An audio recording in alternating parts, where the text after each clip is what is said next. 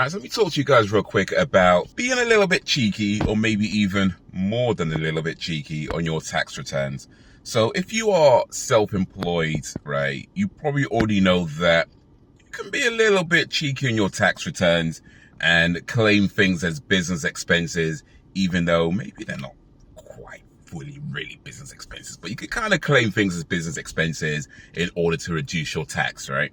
And you also probably know that, you know, if you do a job or somebody gives you some money, and it's in particular if they give you cash, then maybe you don't let the government know that you were given cash. You know what I mean? Maybe you keep that bit quiet, and you know, you have more money than you're actually claiming that you have. And you could probably get away with that. And I'm going to say probably because you can get investigated even for small amounts. It's maybe not the most common thing, you know, when it comes to smaller discrepancies, you know, a couple of quid there, 100 quid there, whatever. When it comes to smaller discrepancies, it's less common, but you can.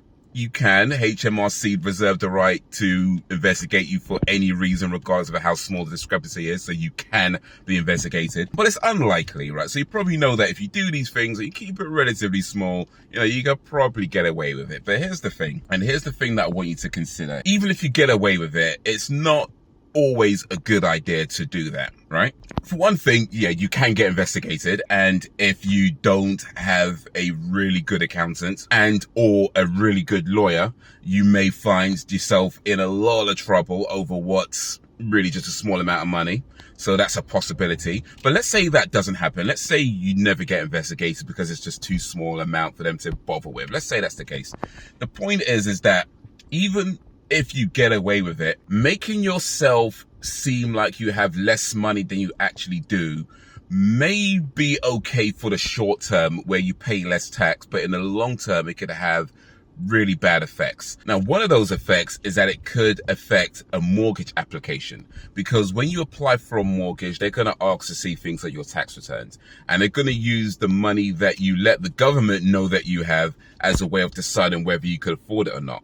And if you've told the government that you have this amount of money, when you actually have this amount of money, they're going to be looking at the fact that you've told the government you have this, and they're going to just say, look, you can't afford this mortgage. The same with loans. If you ever apply for a loan, they're going to look at what your tax returns are saying and be like, you know what, you can't afford this loan.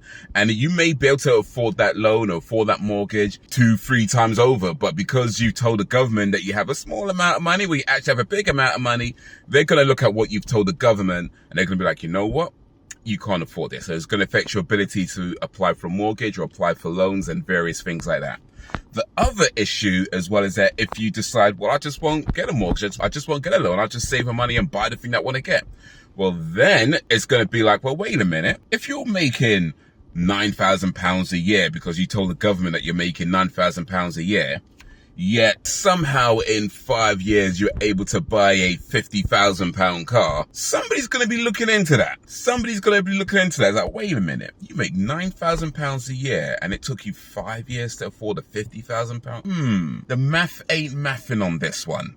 The math ain't mathing. Also, another thing to consider as well, in particular if you are taking cash jobs and not recording it down, is that just because you're not recording down that you receive some cash doesn't mean the other person hasn't recorded in their records that they've given you cash, right? So just because you're not making a note of it, don't mean that they're not. So yeah, these are all things you can do and all things you could probably get away with, but it's a lot more risk than you might realize. And even if you do get away with it, it could still affect things in the future. So for me, personally, I'd say the short-term gain versus the potential long-term loss, I don't think it's worth it.